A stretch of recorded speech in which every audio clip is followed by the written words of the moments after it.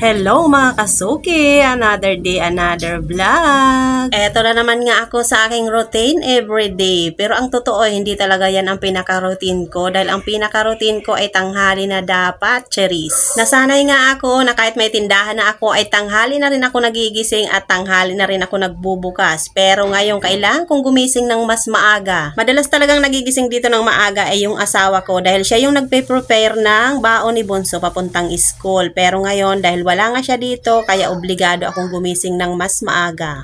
Kaya naman ayan, sa ayaw at sa gusto ko, kailangan ko nang idilat ang mata ko. Dahil kung hindi ay malilate si Bonso sa school. Charis! At paggising ko nga, hindi ko na muna niligpit yung aking hinigaan. Abay, diretso nang kaagad ako dito sa lababo ko. At inuna ko talaga muna ang magsaing. Dahil kahit nag-alarm na nga yan, abay tinanghali pa rin. Matapos kong isa lang yung aking sinaing, sunod ko namang ginawa ay inayos ko muna yung mga kalat dito sa lamesa. Hindi ko nga alam kung bakit pagtulog ko ay malinis naman to, pero pagising ko abay makalat na naman.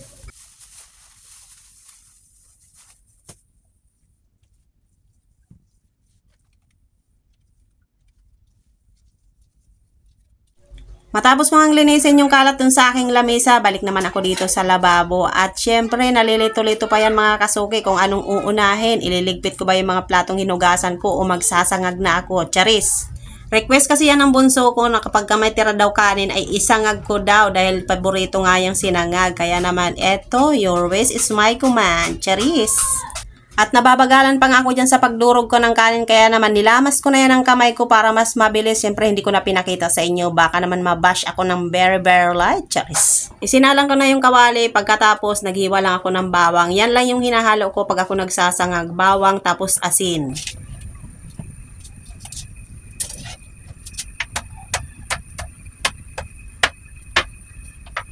Naglagay na rin ako ng mantika sa kawali pagkatapos inumpisahan ko ng paggisa-gisa ng kanin. Siyempre inuna ko muna yung bawang. At sinunod ko na rin yung kanin. Ano ba bang susunod? Wala namang iba. Charis!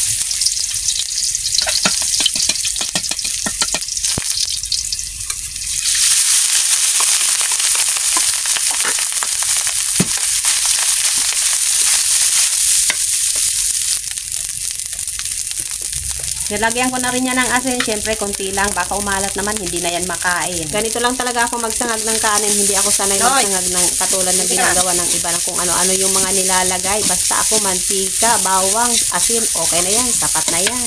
At habang ako ngayon nagsasangag dyan, narinig nyo naman, ginigising ko na yung bunso ko dahil tanghali na. Baka tanghaliin palalo. At habang pinapainin ko pa nga dun sa apo yung aking sinangag, eto, nagligpit-ligpit na muna ako dito sa upuan. Ang dami kasing nakalatag na mga labahin. Sinunod ko na rin iligpit itong mga plato na hinugasan ko ng gabi para maaliwalas naman dito sa lababo. Dahil planggana nga lang pinaglalagyan ko nito para makatulog. Medyo masikip na nga dito sa lababo ko. Kaya para luminis-linis, ayan, ligpit-ligpit muna ang person.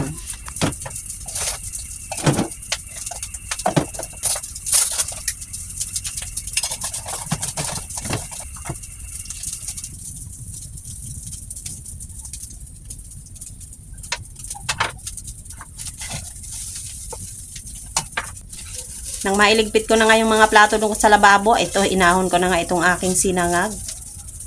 Hoy!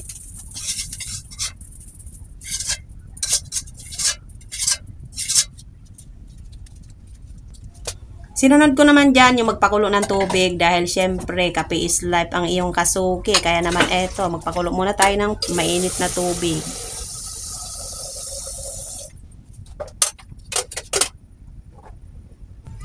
At syempre, dahil maaga nga tayo nagising, maaga rin tayo magbubukas ng ating munting tindahan. Nagtataka na nga lang yung mga suki ko, bakit daw ang aga ko magbukas? Ay nasanay na sila na tanghali na ako nagbubukas.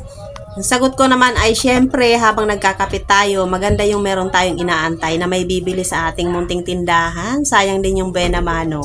At ipinasok ko na nga rin yung mga buti na nandyan sa labas. Dahil kapag ka nga yan ay hindi ko pa yan ipinasok, meron ditong dumadaan na magbubuti. Sigurado madadala pati mga buti ko, walang matitira dyan. Charis!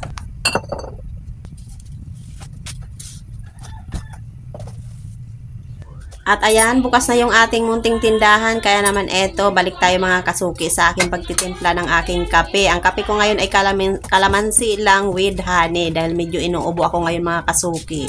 O diba, narinig nyo naman habang ako'y nagbo-voice over. Dinig na dinig talaga yung boses ng aking kapitbahay. Pero sa akin wala namang problema yan dahil sanay na talaga ako dyan.